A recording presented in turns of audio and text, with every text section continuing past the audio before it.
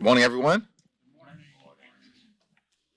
This week, there was more good economic news, which has been a consistent trend under the leadership of President Biden. As a result of the leadership from President Biden, in partnership with House Democrats and Senate Democrats, America has emerged from the COVID-19 pandemic with the best economy of any country in the developed world. Wages are up and inflation is down. The stock market is up and gas prices are down. Economic growth is up.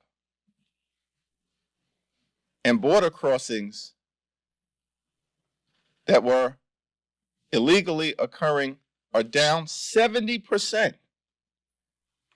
over the last several months. By any measure, things in this country relative to the economy and in every other area are moving in the right direction because President Biden and Democrats are about the business of governing. In fact, since the passage of the Inflation Reduction Act, we've seen the rate of inflation decline dramatically. And it's been down now for 12 consecutive months. More than 13 million good-paying jobs have been created during President Biden's first term. That's a record in American history. And we're working hard to lower costs, as we did by lowering the cost of insulin from an average American family paying about $4,000 a year to now $35 a month because of the Inflation Reduction Act, because of President Biden's leadership, because of Democrats being committed to putting people over politics. We don't just say it, we mean it, and we are delivering in every possible way. And we're going to continue to fight for lower costs, for better paying jobs, for safer communities, for reproductive freedom, to defend democracy. And we are going to continue to build an economy from the middle out and the bottom up, as opposed to what extreme MAGA Republicans do, which is to focus on an economy from the top down, trickle-down economics. It's a failure, but the Republicans continue to double and triple down on this approach. You know what trickle-down economics means for everyday Americans? You may get a trickle, but you're guaranteed to stay down. That's what trickle-down economics is. But Bidenomics, middle-out economics, is focused on everyday Americans, on growing the middle class. And we have a track record to prove that we mean it. We're not just saying it. And we're going to continue to move the country forward in a positive direction. Questions? Thank you, Mr. Leader. I have two questions. What do you make of Congressman Eli Green referring to Black Americans serving in the military as colored people on the House floor? It was an unfortunate statement. His words were taken down, and that was the appropriate thing to happen. Second question here. So I spoke with CBC Chairman Stephen Horsford yesterday about the CBC's push to abolish the Jim Crow era blue slip process. Do you agree that Dick Durbin should do away with the process? I agree that the Senate should do away with the process. Good morning. Obviously, you're concerned about this rightward tilt in the defense bill here on the abortion issue and the transgender issue in the armed services. How do Democrats see that from a political standpoint? Obviously, Democrats were very successful in running on the Dobbs decision last year, but seeing a vote like that and seeing some of these efforts to get so-called woke policies out of the military, how do you then turn that around against the Republicans next year? First of all, it was shocking to me that the so-called moderates from New York and all across the country, like Anthony D'Esposito, Nick LaLota, Michael Lawler, Mark Molinaro, and of course, George Santos, among others, who do all that they can to project moderation where reasonable, We're not part of Team Extreme. But every single opportunity they have to vote with the American people, to vote with the women of this country, to vote with Team Reasonable, Team Normal, Team America, that's the House Democratic Caucus, every opportunity they have to show their reasonableness and distance themselves from the most extreme elements of their party, they fail to pass the test. Now, our view of the National Defense Authorization Act is that it is woefully irresponsible that extreme MAGA Republicans have hijacked a bipartisan bill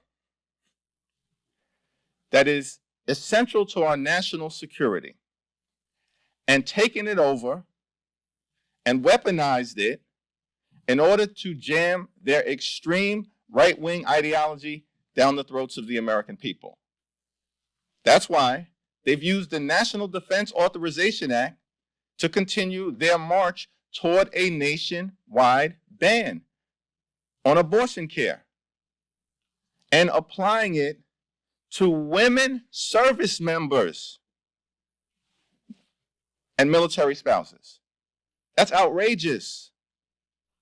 And it undermines our national security because we have an all-volunteer military. That means, as President Truman first recognized in 1948, when he desegregated the military, that in an increasingly diverse society, you have to have all hands on deck. Every corner of society should feel welcome in the military. We have to recruit from every segment of society in order to make sure that we're prepared in an increasingly dangerous world. And the good news is that every corner of American society, from communities of color, from women, from members of the LGBTQ plus community, have stepped up to say, we want to serve.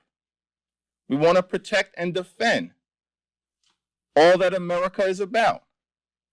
That's why we have an incredibly diverse military, and it's good for the nation. But these extreme MAGA Republicans have decided that we want to attack women who serve in the military. We want to attack communities of color who are disproportionately overrepresented in military service. And we want to attack members of the LGBTQ plus community. This is incredibly irresponsible in terms of our national security. And that's why I'm going to strongly oppose this hyper-partisan, extreme right-wing effort to undermine our national security. Thank you, Mr. Leader. I think for your members, I'll get to you. for your members, the concerns might be deeper than what Mr. Crane said last night. We had a whole week. We had a Republican in the Senate trying to define white nationalism. And right there at that podium about a half hour ago, Mr. Good of Virginia said he doesn't know what white nationalism is or if it's in the military. What do you make of all this? This is people you serve with. You have individuals in this country and across the Congress, including within the House Republican Conference, which clearly has been taken over by extreme MAGA Republicans, and individuals like George Santos and others who have outwardly expressed sympathy for white supremacy, that want to turn back the clock. But as Democrats, led by President Biden, we're going to continue to move the country forward, recognizing that our diversity in every possible way, our racial diversity, our ethnic diversity, our religious diversity, our socioeconomic diversity, our cultural diversity, is one of America's greatest strengths. It's an economic advantage for us in terms of our competitiveness on the global stage. And it's one of the reasons why we are leaders of the free world. And that should be embraced and welcomed, not undermined. But there are people who want to turn back the clock. Forgive me to address this before I got here, and I know it's only July, but the appropriations markups, that process seems to be getting started, and I'm wondering how concerned you are that Republicans might not be holding up their end of the bargain on the spending levels that were set during the debt ceiling conversations, that we could find ourselves in shutdown territory come later this fall. Extreme MAGA Republicans in the House are determined to shut down the government unless we as Democrats agree to their ransom demands, which include, but are not limited to, cutting Social Security, cutting Medicare, cutting Medicaid, cutting veterans benefits, cutting public education, cutting our ability to provide for the safety of the American people, including as part of their effort to defund the FBI and the Department of Justice. These are inherently unreasonable demands. But these are ransom demands that are being made. And the extreme MAGA Republicans have created a situation where basically they're telling the American people, unless you agree to undermining your health, your safety, your economic well-being, we're going to shut down the government. That's the track that we are on right now. And it's inherently irresponsible, but no one should be surprised because this is an extreme group of people who are in charge temporarily on the Republican side in the House of Representatives. Thank you, Leader Jeffries. One, how do you square the likelihood there will be a conference to produce the final NDAA? Are you willing to go into the next fiscal year without an NDAA if the amendments Democrats voted against, like on DEI, make it into a conference version? And two, what's your reaction to Representatives Omar Bowman and Ocasio-Cortez saying they'll skip the Israeli president's address before a joint session of Congress next week? We have to pass the National Defense Authorization Act in order to make sure that our military, the greatest military, in my view, in the history of the world, has everything that it needs to protect the safety and security of the American people. And the National Defense Authorization Act, historically, is a bipartisan legislative effort that has now been hijacked by extreme MAGA Republicans who want to wage their so-called culture war against the men and women of the United States military. I mean, you can't make this stuff up. And the only explanation for it is that they are so obsessed with jamming their extreme right-wing ideology down the throats of the American people that extreme MAGA Republicans are willing to even detonate the ability of our military to do what it needs to do to keep us safe. And so, this is a malignant charade that is taking place on the floor of the House of Representatives right now. But we as Democrats look forward to working with President Biden, Senate Democrats, and Senate Republicans to do the responsible thing by the end of this fiscal year and pass a responsible National Defense Authorization Act. In terms of your second question, President Bougie Herzog has been a force for good in Israeli society. And because Israel is such an important part of the Middle East, because we have such a special relationship with Israel, and because Israel is an important part of the global community, the fact that President Herzog has been such a force for good in Israeli society, as has his family, his father and his grandfather, his mother and his grandmother, his entire family, including his brother, then I look forward to welcoming him with open arms when he comes to speak before Congress next Wednesday. How do you feel about those members skipping the address? I mean, you in the Democratic Individual members make individual decisions, but I can tell you that I expect there will be an incredibly robust turnout and participation amongst House Democrats on Wednesday. Thank you. Thank you, Leader Jeffries. One of the amendments deals with the DoD subsidizing transgender care. Why do you think that needs to be something the DoD subsidizes? What's your justification for that versus it being something that's an elective surgery? We have to take a step back and look at the totality of the United States military and its readiness. And I believe the Department of Defense has made the appropriate decision in its totality that every single segment of society should be welcomed if you are willing to put your life on the line to serve the United States of America in uniform and protect and defend our freedoms abroad in an increasingly dangerous world. That means everyone: white, black, Latino, Asian, Native American, men, women, gay, straight, Jewish, Christian, Muslim, Hindu, Buddhist, secular, religious. Everyone should be welcomed in a diverse society, particularly when they are willing to serve. That's why it's so irresponsible from a national security standpoint that extreme MAGA Republicans have said, we're going to attack members of the LGBTQ plus community. We're going to attack communities of color. We're going to ban books. We're going to continue bullying people in the transgender community. And most viciously, we are going to undermine a woman's freedom to make her own reproductive health care decisions.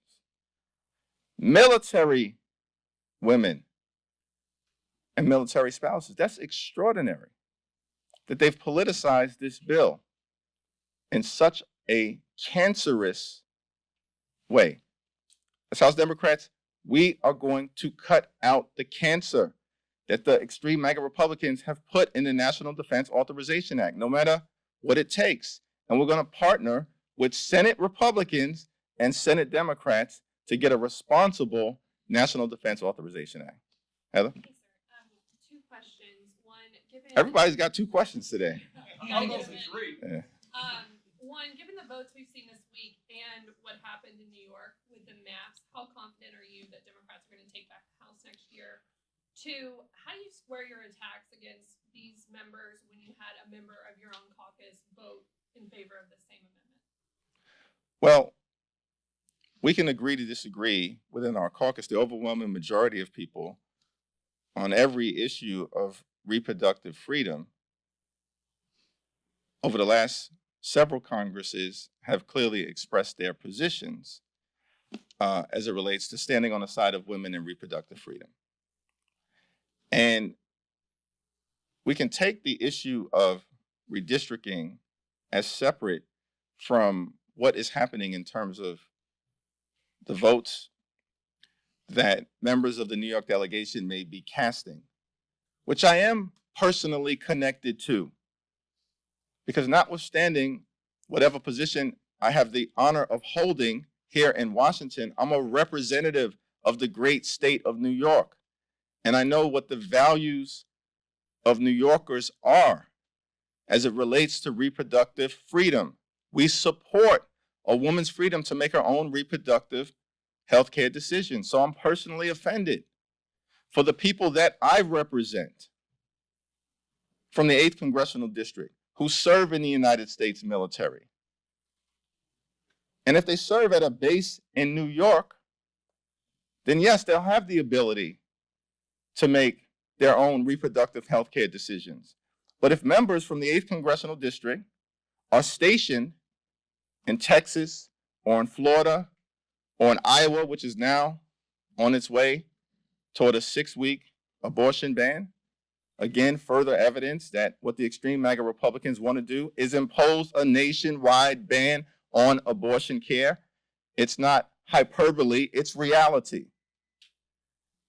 And so the fact that you've got members from the New York delegation voting in a way that is inconsistent with the reproductive freedom of the people that I represent and the women in America who are serving in uniform, yes, I have a problem with that. But more importantly, so does the majority of the American people. In terms of redistricting, this is pretty simple.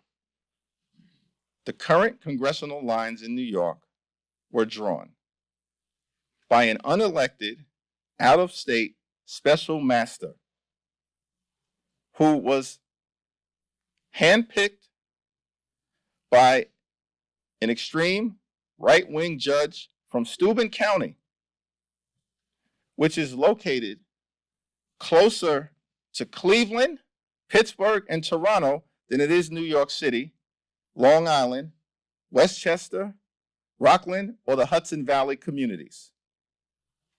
And so it was a flawed process that was unacceptable, undemocratic, and unconscionable.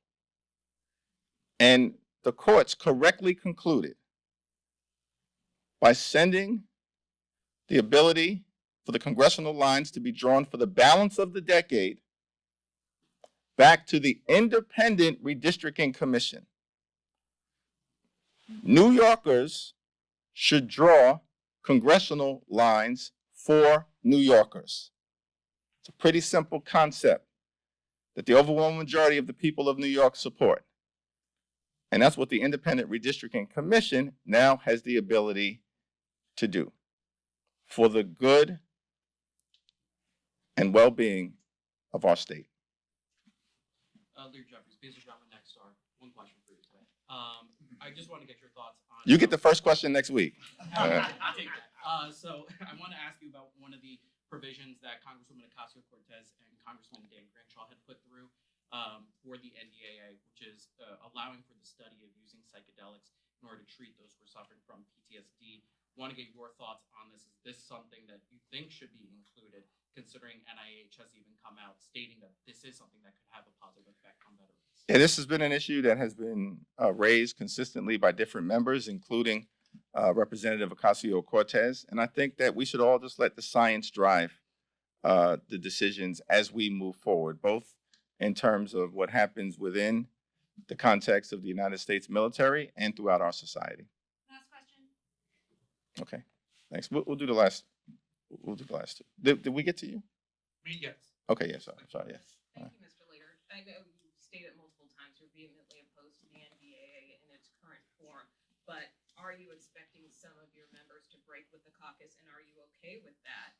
And if the NDAA does pass in its current form, is your best hope that this will be fixed in the Senate when the two versions are reconciled? Some of these measures will be stripped out? Yeah, it's my expectation that the overwhelming majority of the House Democratic Caucus will vote against this extreme, reckless, radical version of the National Defense Authorization Act because it's irresponsible.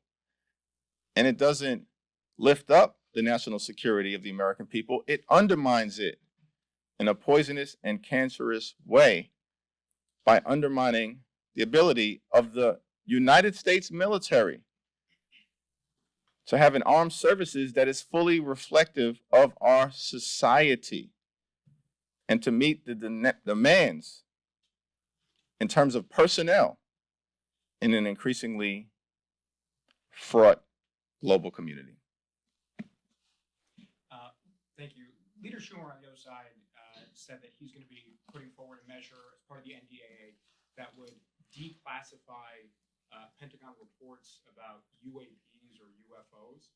As somebody who is also a member of the Gang of Eight, who I imagine you might have gotten a briefing or two about these things, what's your take on that? Do you think the American public should be seeing what the Pentagon is seeing about these types of reports? Yeah, I've not participated in any Gang of Eight briefings this year related to the subject of unidentified flying objects, but I do support transparency, and to the extent there's information that can be put into the public domain that is enlightening one way or the other, and perhaps is able to dismiss some of the conspiracy theories that exist increasingly in our society, then that is certainly something that I support. Thank you.